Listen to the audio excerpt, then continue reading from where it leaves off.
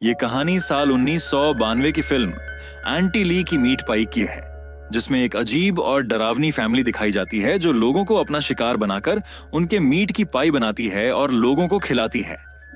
Film की शुरुआत एक खतरनाक क्रिमिनल से होती है जो कहीं ब्लास्ट करने के इरादे से जा रहा होता है, लेकिन तभी कोई दूर से उसकी गाड़ी के टायर पर गोली चला देता है, जिससे टायर पंचर हो जाता है और उसकी गाड़ी रुक जाती है। वो क्रिमिनल बाहर निकलकर डिक्की खोलता है जिसमें उसने किसी आदमी को बांध कर रखा था और इतनी जोर से टॉर्चर करता है कि उसकी मौत हो जाती है। फिर वो रास्ते में आती एक गाड़ी को रोकता है जिसमें एक फादर बैठा होता है। गन देखकर फादर डर जाता है और कहता है कि भगवान उसे रास्ता दिखाएगा, लेकिन क्रिमिनल कहता है कि अगर वो भगवान से इतना प्यार करता है तो वो उसे उसी के पास भेज रहा है और उसे गोली मार देता है, जिससे गाड़ी एक्सीडेंट हो जाती है। इसके बाद वो दूसरी गाड़ी से लिफ्ट मांगता है जिसे एक लड़की ग्रेस मिनिस्टर चला रही होती है। जैसे ही वो उसके हाथ में गन देखती है, डर कर भागने लगती है, लेकिन वो क्रिमिनल जबरदस्ती उसकी गाड़ी में घुस जाता है और उसे छेड़ता है। फिर वो उसे एक सुनसान जगह पर ले जाता है जहां वो उसके साथ जबरदस्ती शारीरिक संबंध बनाता है। जब वो क्रिमिनल पूरी तरह थक जाता है तो मोनोलिया अपने बालों से एक पिन निकालती है और उसके सिर पर जोरदार वार कर देती है, जिससे उसकी वहीं मौत हो जाती है। इसके बाद वो उसकी लाश को एक पॉलिथीन में पैक करती है और अपनी गाड़ी में रखकर अपने घर की ओर निकल जाती है। रास्ते में वो एक गैस स्टेशन पर रुकती है पेट्रोल भरवाने के लिए, जहां एक आदमी उसे घूरता है और चेकआउट करता है। फिर वो अपनी आंटी के घर पहुंचती है, जहां आंटी उससे पूछती है कि वो कहां रह गई थी। मोनोलिया बताती है कि उसे एक आदमी मिला था जिसने उसका शोषण किया, लेकिन उसने उसे मार डाला है और उसकी बॉडी साथ लाई है ताकि आंटी उसका मांस पका सके। आंटी उसे डांटती है और कहती है कि उसे अकेले बाहर नहीं घूमना चाहिए, लेकिन मोनोलिया बताती है कि वो आदमी बहुत बड़ा था जिससे ज्यादा मांस मिलेगा और वो ज्यादा मीट पाई बना सकेंगी। आंटी फिर अपने भाई लहरी से कहती हैं कि वो लाश को ठिकाने लगाए, तो लहरी उसे बेसमेंट में ले जाकर फैला देता है ताकि आंटी उसे काटकर मीट की बाइट्स बना सके। फिर आंटी अपनी भतीजी फोन को डिलीवरी पर भेजती है, जहां फोन एक आदमी को वो मीट पाई देती है। वो आदमी भी उसे घूर रहा होता है और कहता है कि उसकी बेटी पागल स्वादिष्ट लगती है और उसका हर कस्टमर उस पाई को खाना चाहता है। फोन मुस्कुराकर कहती है कि चिंता मत करो, उनके पास सबके लिए कुछ खास है। जब फोन अपने घर वापस जा रही होती है तो रास्ते में उसे बॉबी नाम का एक लड़का मिलता है जो न्यूयॉर्क से भागा हुआ चोर था। फोन उससे फ्लर्ट करने लगती है और बॉबी उस पर इंप्रेस हो जाता है। फोन उसे बताती है कि उसका घर बहुत बड़ा है और वो वहां रुक सकता है। बॉबी उसके झांसे में आकर उसके साथ घर चला जाता है, जहां वो फोन को किस करता है और कहता है कि वो उसके रूम में चलकर इंटीमेट हो सकते हैं और अगर कोई बीच में आया तो वो उसे छोड़ेगा नहीं। जब बॉबी अंदर जाता है तो उसकी नजर एक पेंटिंग पर पड़ती है जिससे अजीब सी बदबू आ रही होती है, मानो वो इंसानी चमड़ी से बनी हो। फोन कहती है कि वो उसके रूम में जा सकते हैं, लेकिन पहले उसे स्टोर रूम से वाइन लेनी होगी। जैसे ही बॉबी वाइन लेने जाता है, फोन दरवाजा बंद कर देती है और एक बटन दबाती है जिससे एक प्लेटनुमा ब्लेड निकलती है और बॉबी का गला कट जाता है, जिससे उसकी वहीं मौत हो जाती है। इसके बाद फोन उसके कटे हुए सिर और बॉडी को बेसमेंट में फेंक देती है ताकि आंटी उसका मीट पाई बना सके। दूसरी ओर जब ये सब हो रहा होता है, तभी रास्ते में शेरोन नाम की लड़की आती है जो आंटी की जान पहचान की होती है। वो फोन से पूछती है कि उसे क्या हुआ, तो फोन झूठ बोलती है कि उसकी गाड़ी खराब हो गई थी। शेरोन उसे लिफ्ट देती है और अपने घर छोड़ देती है। आंटी जब शेरोन को देखती है तो उससे पूछती है कि वो इतनी देर से क्यों आई, तो शेरोन बताती है कि उसकी गाड़ी खराब हो गई थी और शेरिफ ने उसकी मदद की उसे यहां तक लाने में। ये सुनकर आंटी खुश हो जाती है और शेरिफ को घर के अंदर आने का न्योता देती है और उसे अपने हाथ की बनी मीट पाई खिलाती है। शेरिफ उसे खाकर बहुत इंप्रेस हो जाता है और कहता है कि उसने बहुत सी मीट पाई खाई है, लेकिन इसका स्वाद सबसे अलग है। आंटी उसे बताती है कि इसका राज उसकी सीक्रेट रेसिपी है जिसे वो किसी से शेयर नहीं कर सकती। वहीं 811 नाम की महिला आकर शेरिफ का धन्यवाद करती है कि वो उसकी बहन को सुरक्षित यहां तक लाया और उसे कुछ सब्जियां भी देती है और विदा कर देती है। इसके बाद पेट्रा और कैरल में यह बहस शुरू हो जाती है कि उनमें से कौन ज्यादा सुंदर है। तभी आंटी आकर उन्हें समझाती है कि उन्हें ऐसा नहीं करना चाहिए, दोनों ही सुंदर हैं और वो अपनी सभी भतीजियों पर गर्व करती हैं। इधर शेरिफ अपने ऑफिस जा रहा होता है तो रास्ते में उसकी मुलाकात लहरी से होती है, जो उसे बताता है कि वो कैरल की कार ठीक करने जा रहा है। शेरिफ उसे लिफ्ट दे देता है और कहता है कि जैसे ही कार ठीक हो जाए वो तुरंत आंटी के पास कार लेकर जाए। वहीं आंटी अपने पालतू पिटबुल्स को शिकार के लिए भेजती है और मेलिंडा से सब्जियां काटने को कहती है, क्योंकि जल्द ही कुछ और शिकार उनके घर आने वाले थे।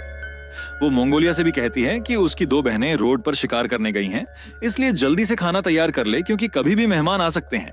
फिर हम एक प्राइवेट इन्वेस्टिगेटर को देखते हैं जो बॉबी की तलाश में वहां आया होता है, क्योंकि बॉबी अचानक गायब हो गया था और उसके माता पिता इस बात को लेकर काफी परेशान थे। इसलिए उन्होंने इस इन्वेस्टिगेटर को हायर किया ताकि वो बॉबी के गायब होने की जांच कर सके। वो पुलिस स्टेशन जाता है जहां उसकी मुलाकात चीफ से होती है और उसे बॉबी की तस्वीर दिखाकर बताता है कि वो उसकी गुमशुदगी की जांच करने आया है।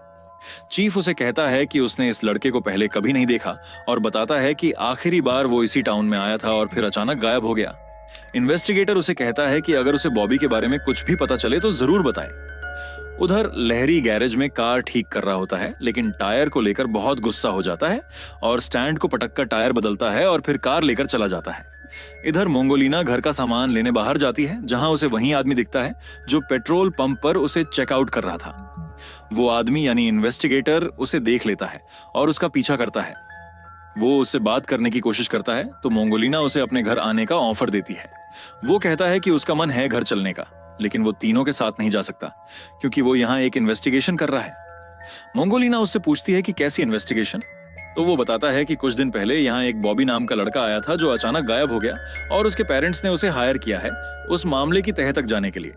इस इन्वेस्टिगेटर के मनोभाव को मोंगोलिना समझ जाती है कि वो शक कर रहा है, इसलिए वो बिना कुछ कहे वहां से चली जाती है। इधर पेट्रोनिया और केल्विन अपने शिकार की तलाश में होती हैं और तभी उन्हें कुछ म्यूजिशियंस आते हुए दिखते हैं जिन्हें वो शिकार बनाना चाहती हैं। वो उनकी गाड़ी के टायर पर गोली चला देती है, जिससे टायर फट जाते हैं और एक्सीडेंट होते होते बचता है। वो चारों बाहर निकलकर सोचने लगते हैं कि अब क्या करें। तभी पेट्रोनिया और केल्विन वहां आती हैं और उन्हें देखकर सभी इंप्रेस हो जाते हैं। वो कहती हैं कि चिंता ना करें, उनका घर पास ही है जहां वो रात बिता सकते हैं। वो उन्हें अपने घर ले जाती हैं जहां आंटी ली उनका स्वागत करती है। सभी बताते हैं कि अगली सुबह उनका कॉन्सर्ट है और अगर मदद नहीं मिली तो उन्हें जंगल में रात बितानी पड़ेगी। आंटी ली उन्हें भरोसा दिलाती हैं और लहरी को कॉल करके कहती हैं कि वो जल्दी से उनकी गाड़ी ठीक कर दे। तभी एक लड़का आंटी से फोन मांगता है ताकि खुद मैकेनिक से बात कर सके, लेकिन आंटी मना कर देती है और कहती है कि लहरी सिर्फ उसी की सुनता है।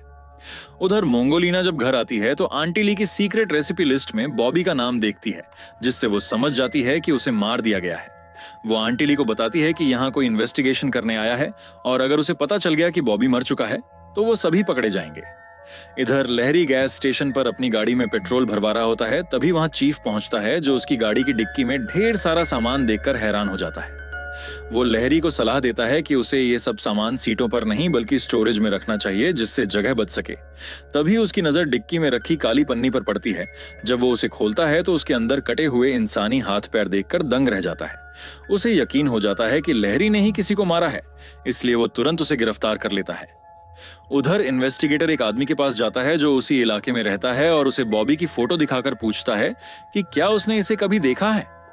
वो आदमी बताता है कि उसने बॉबी को फोन के साथ जाते देखा था और उसकी गाड़ी में भी बैठते देखा था। इन्वेस्टिगेटर उससे पूछता है कि फोन कौन है, तो वो बताता है कि वो पोंटी ली है और उसका पता भी दे देता है। इसके बाद वो अपनी नाक बंद करता है क्योंकि वहां से बहुत तेज दुर्गंध आ रही होती है, जिससे उसे शक और पक्का हो जाता है। रात को आंटी ली सबके लिए डिनर लेकर आती है और सब लोग टेबल पर बैठकर खाना खाते हैं। आंटी मोंगोलिना से कहती है कि वो बेबी को ले आए, तो मोंगोलिना एक कमरे में जाती है जहां एक बड़ी सी लड़की होती है, लेकिन उसका मानसिक विकास कम था, जिससे वो बिल्कुल किसी छोटे बच्चे की तरह व्यवहार कर रही होती है। उसे लेकर आती है और सब लोग बेबी के साथ डिनर करने लगते हैं। उधर इन्वेस्टिगेटर उस आदमी से पूछता है कि ये किसकी हड्डियां हैं और उसने मर्डर क्यों किया, तो वो बताता है कि कोई भी इंसान उससे प्यार नहीं करता था, इसलिए उसने मर्डर किया और सारी जिम्मेदारी खुद पर ले ली ताकि उसकी फैमिली बच सके। इंस्पेक्टर को लगता है कि ये हड्डियां बॉबी की ही हैं। उधर डिनर के बाद मनोलिया बेबी को उसके रूम में छोड़ने जाती है और जब बेबी रो रही होती है तो एक बंदा हंसने लगता है, जिससे सभी लड़कियां नाराज हो जाती हैं। पथरा गुस्से में वहां से चली जाती है और वो बंदा उसे मनाने पीछे जाता है। इधर मनोलिया उस हंसने वाले बंदे को अपने साथ ले जाती है और बेबी का कमरा दिखाती है। वहीं पर वो कुछ जंजीरें देखकर पूछता है कि ये क्या है, तो वो बताती है कि उसे बांध दें और फिर सिर्फ एंजॉय करें। वो उसे जंजीरों से बांध देती है और फिर बेबी उसके पास आकर अजीब ढंग से उसे छूने लगती है और अचानक उसका गला काट खाती है, जिससे वो चिल्लाने लगता है, लेकिन मंगोलिया उस पर हंसने लगती है और उसकी वहीं मौत हो जाती है। उधर दूसरा लड़का पथरा को मनाने जाता है तो पथरा उसे मना लेती है और फिर उसे अपने साथ ले जाकर इंटीमेट होती है ताकि उसका मीट बना सके। वहीं फोन एक और लड़के को अपने रूम में ले जाती है, जहां हम देखते हैं कि फोन का रूम बहुत अजीब होता है। वह उस बंदे का सर धड़ से अलग कर देती है और उसकी वहीं मौत हो जाती है। इधर एक बंदा बेसमेंट में जाता है जहां उसे कई सारे मीट पड़े हुए दिखते हैं, लेकिन उसे लगता है कि ये किसी जानवर का मीट है।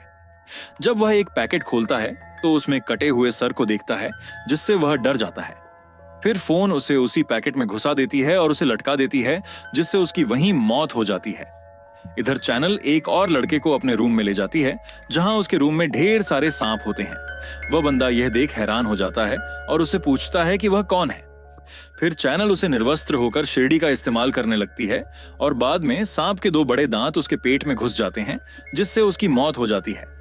इन चारों को मारने के बाद वे उनकी बूचरिंग करते हैं और मीट तैयार करते हैं। तभी उनका रोल बढ़ता है और मनोलिया दरवाजा खोलने जाती है, जहां वह देखती है कि इन्वेस्टिगेटर उनके घर में आया है। मनोलिया उसे ड्रिंक पिलाती है और वही बंदा उससे पूछता है कि उसे फोन से मिलना है। तो मनोलिया कहती है कि वह स्विमिंग पूल में नहा रही है, वहीं से बात करने को कहती है। जब वह बंदा फोन से बात करने जाता है तो फोन उसे पानी में खींच लेती है। इसके बाद मनोलिया और उसकी सारी बहनें निर्वस्त्र होकर पानी में आ जाती हैं और वे उस बंदे के साथ किस करने लगती हैं, जिससे वह काफी खुश हो जाता है। तभी उनके सामने आंटी आती है और सभी को कपड़े पहनने के लिए कहती है। वह ऊपर देखकर लुट की पूजा करती है और उससे कहती हैं कि वह इसे स्वीकार करें। तभी सारी लड़कियों से इन्वेस्टिगेटर कुछ टाइप करके जान से मार डालता है और उसके बाद उसका गला काटकर उसकी बनी सेटिंग को चढ़ाता है। अवैध पत्थर डायरी लेकर आंटी के पास आता है और उसे बताता है कि लहरी ने एक क्राइम कमिट किया है। आंटी सुनकर रोने का नाटक करती है और बिलारी से पूछती है कि उसने ऐसा क्यों किया।